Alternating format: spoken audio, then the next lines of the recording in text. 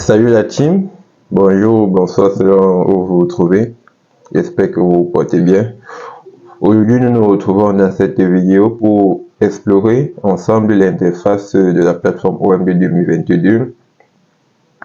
Pour explorer l'interface de la plateforme OMD 2022. Ok, donc nous nous retrouvons sur notre écran.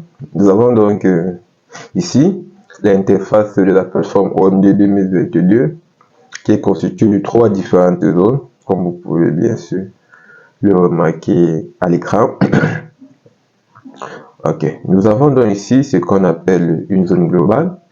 Une zone ici en réalité qui rassemble tous les programmes que constitue la plateforme Gretel ou la maison Gretel, la maison qui est d'origine française déjà en passant.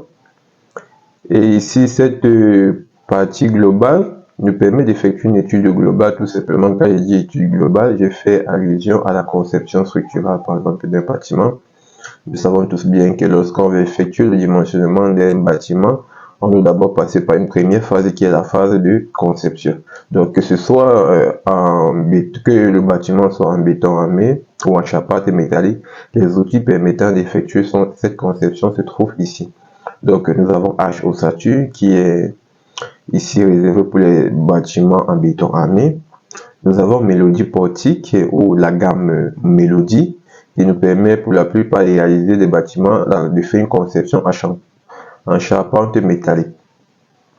Et l'outil Vision qui se trouve ici nous permet tout simplement de visualiser notre projet en 3D, notre conception en 3D. Ok, et là nous avons une partie qui est destinée à l'étude locale.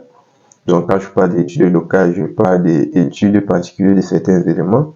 C'est-à-dire si vous voulez effectuer par exemple le ferrillage d'une poutre, le ferrillage d'une semelle, le ferrillage d'un mur de soutènement ou le ferrillage d'une dalle, alors c'est dans cet élément.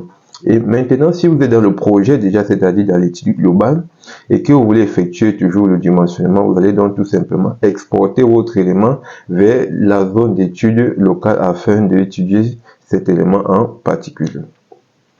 Et ici, nous avons ce qu'on appelle le dossier d'étude ou encore l'arborescence de projet qui nous permet tout simplement de créer un répertoire pour nos dossiers et de créer à l'intérieur de notre répertoire un dossier.